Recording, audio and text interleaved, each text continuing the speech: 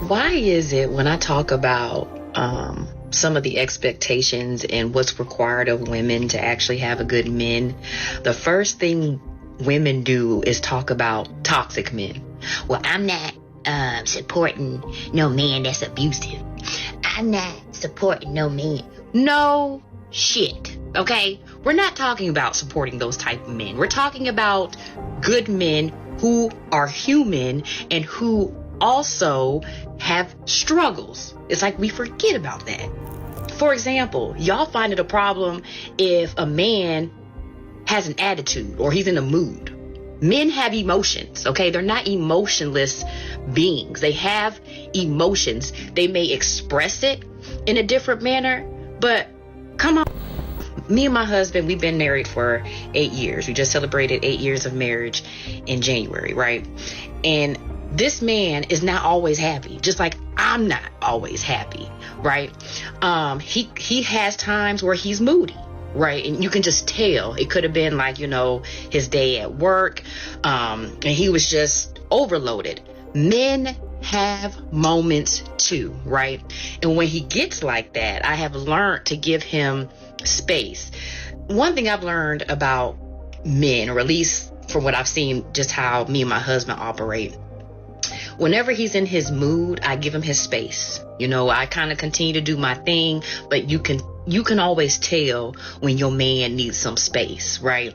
And when he's ready to come around, he'll come around. Every time I talk about what women should do or how women should operate, the first thing y'all do is reference toxic men. And that just shows y'all are not healed. If that's how you're operating, on the fact that you don't want to help no man out, or you don't want to support no man because of toxic relationships that you may not even be in, you're talking about other people's relationships, we got to get it together. Men are human. Men have feelings. Men get wore out when they're going out into the world every day. The last thing they want to come back to is their woman who's also beating them up. Okay?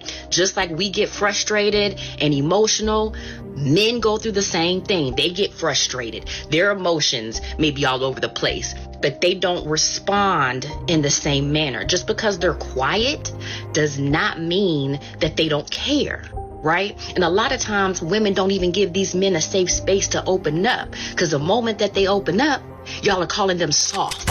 Okay, so what kind of support system are you providing if they can't complain about anything, if they can't talk to you about anything, and they're probably scared to talk to you about anything, because if they were to tell you how they really feel about certain things, you'll leave.